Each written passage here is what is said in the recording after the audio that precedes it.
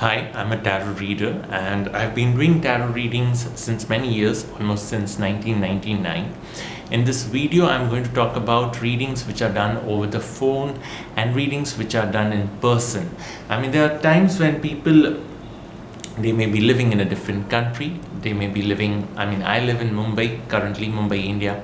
And if suppose the client is living in somewhere in Singapore or somewhere in South Africa, okay, and they want answers for their questions, for their specific questions, or for in general, they're curious to know where their life is headed, okay. So I don't expect them obviously to come here and visit me and get a reading in person. No. Then you have something called as a phone calling. You call me over the phone. You have Skype calling. Yeah, you have different modes of calling someone like me. Internet and phone is something that you make that one call and you get connected to a tarot reader like me, and you're able to find answers which you do not know what to do about. It's like you're lost and you want a focus in life. You want someone to bring that direction in your life at that phase when the distance is too long and you want those quick answers. A phone reading or a Skype reading is something that works really well, because over the phone, within a span of like 1 or 2 hours, a lot can be covered about someone's personal life or their personal issues. I normally start with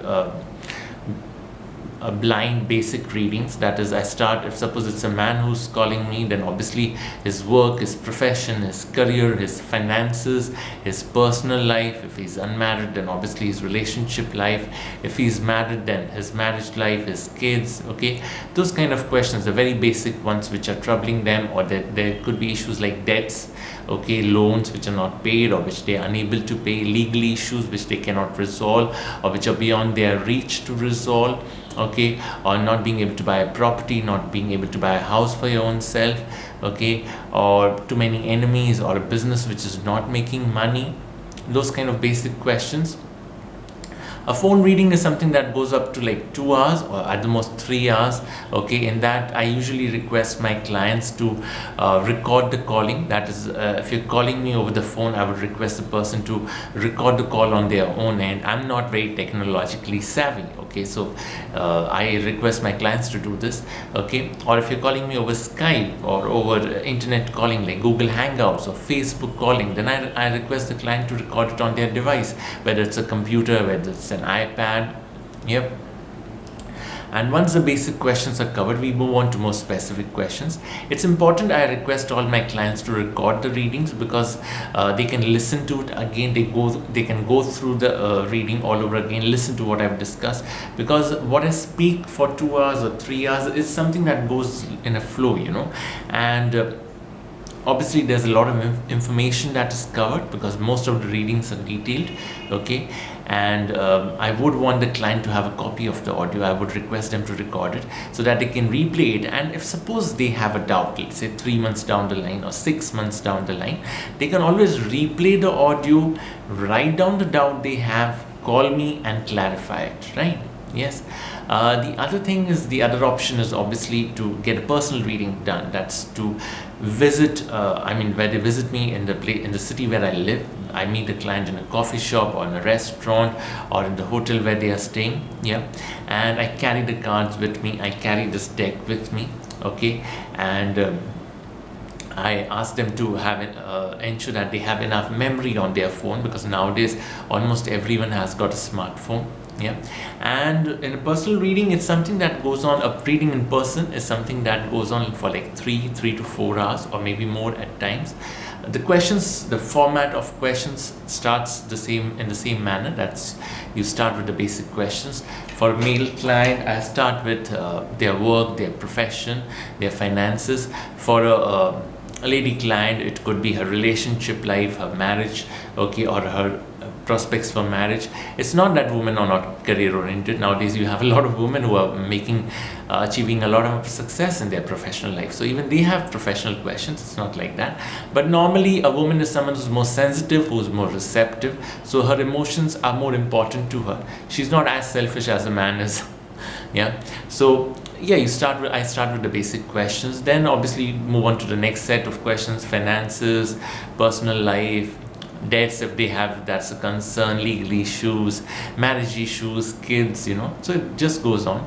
And at the end, once you cover the basic, you move on to the specific questions.